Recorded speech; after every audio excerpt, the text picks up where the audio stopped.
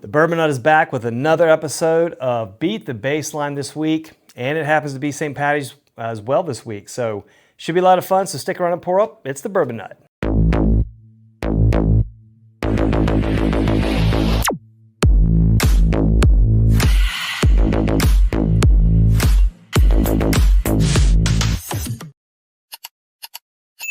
Hey, welcome back. My name is Brock, and thanks for joining me on this episode where, if you're new to the channel, this is Beat the Baseline, where I take a unknown pour that's in this 2-ounce sample jar here, and at the beginning of every episode, I will take and pick 4 random bottles and stack them up head to head, each one against the baseline, to determine whether each pour is better, equal, or less than the baseline pour.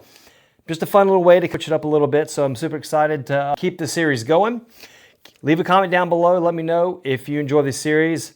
But leave any comments down below of what you think of the series so far, and we can make some tweaks and have some fun with it. So I'm down for whatever on that. But anyway, as I usually do with these, I have these poured up already. I have the contenders, so let's see who we're working with tonight that I picked out to go against the unknown pour. I will say the sample's kind of light, so I'm a little nervous about it, but we'll see. So let's look at the contenders here. First up, we have, coming out of the Four Roses Distillery, this is the OESK that came out last year. One of 3 recipes. So 100 proof, about 45, 50 bucks, somewhere in that ballpark. 100 proof, Four Roses Distillery. Solid pour, figured 100 proofer, well, why not? We'll see what that stacks up against. Next up, bringing a rye into the category, and I'm talking a cast strength rye from Rye 3. Like Rye 3 products in general, and this is a store pick, actually coming in at 121.6 proof. It's a blend of 3 different mash bills, rye mash bills though, but super good. I've mowed through that bottle over the course of several months, but really enjoy that. Rye 3 makes great stuff, I think, in general. So figure I'd get a rye cast strength in here in the mix to see what we're working with. Next up, going Brown Forman. Love Brown Forman stuff. Going with a little Woodford batch proof here. So this is the 124.7. I think this is the one from a couple years ago, if I'm not mistaken. But anyway, Woodford batch proof collection. These run a little expensive, I know, about 150, 160 bucks, somewhere in that ballpark. They keep creeping up, but I do enjoy the juice on that a lot too, but the price is getting a little much. But get a batch proof product in here tonight as well. And rounding out the last spot here tonight, I figure I'd throw it in a bottle of Bond here. We go good old JTS Brown. Good old Heaven Hill product, 100 proof, bottle of Bond. Figure how that stacks up against tonight against the unknown pour. So there are your contenders for tonight. And let's go ahead and get these out of the way, because what I'll do next is keep these out of my view, so that way I'm not tempted to look and see what it is I think I might be drinking, because I'm going to be taking these pours, dropping them in the carousel here, giving them a spin, so that way it makes it a little more interesting, a little layer of complexity there. I'm not knowing exactly what I'm drinking. So let's get these in here, and we'll spin them up, and we'll get started here. Couple spins, we're done. And that's that. We'll get them back in here, and we'll get this party started. All right, get those back up here. All right, might as well let's go ahead and pour this up. Like I said, it looks kind of light. Let's see what we're working with. All right, good start here. We'll get this all spun up a little bit. All right, sip of water, and then we'll really get started. All right, good to go now. Let's go ahead and get this, since it's been swirling and sitting for a minute or two. Let's go ahead and get this and find out what the unknown is on the nose.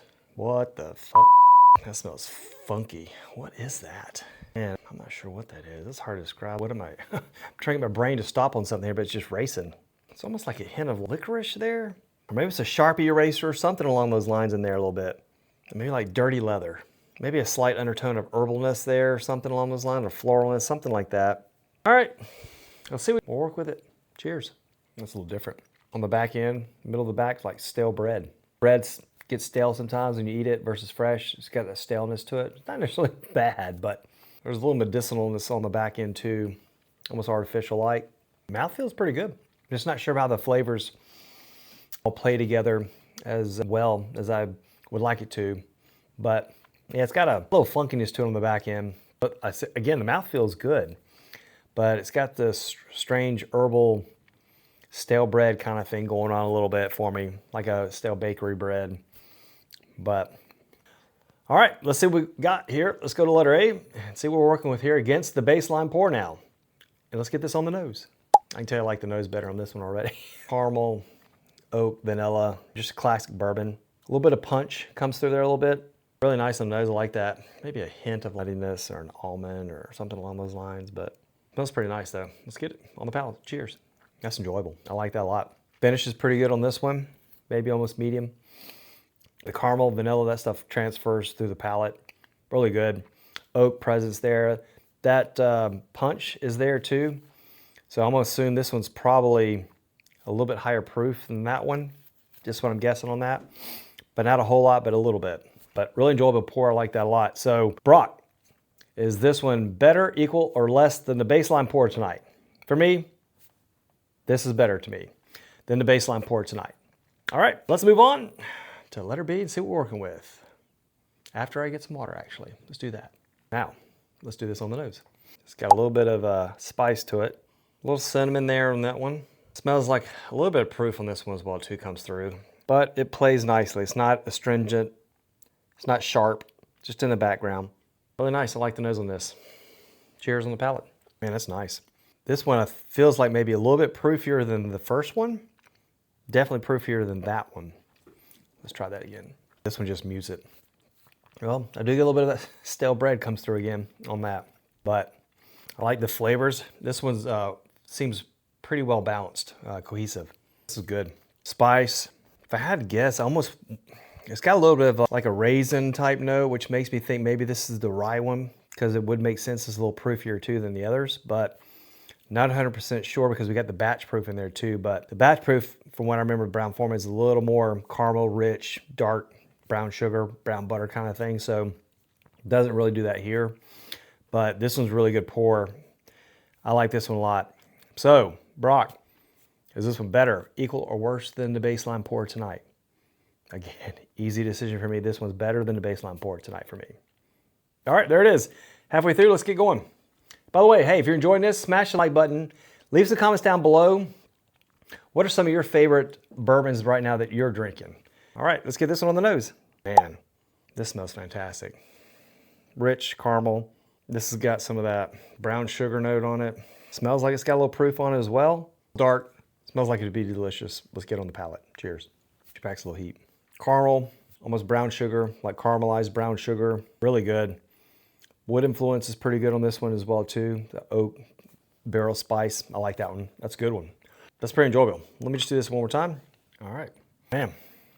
So Brock, is this one better, equal, or less than the baseline pour? For me tonight, this is the better pour. Let's cleanse the palate and go on to the last one. All right. Letter D. Let's get this one on the nose. This has got a hint of a little floral, maybe a little bit of leather, like brand new leather. It smells a little vibrant, but not proofy. Oh shit. And I'm spilling stuff again. Here we go. Yep. Light caramel, floral, a little bit of that new leather. All right. Let's get this on the palate. Leather transfers to the palate. Proof. I don't think it's as proofy as these two.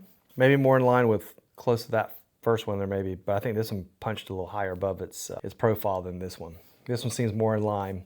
Pretty good. I know I'm not stacking against the rest of them, but I probably think this one's probably my least favorite out of the three. But again, we're doing this against the unknown pour, so this is what this is about. So coats the mouth decent. So let's see what we got. Back to the unknown pour. Man, that's just funky. It's like that stale bakery. A little bit of raisin or fig or raisin, something along those lines. But the mouthfeel is pretty good. It's just the flavors don't really vibe for me. It's crazy. Let's cleanse the palate. I have a decision though. So Brock, is this one better, equal, or less than the baseline pour? For me tonight, this is better than the baseline pour, which means all four of these are better than the baseline pour.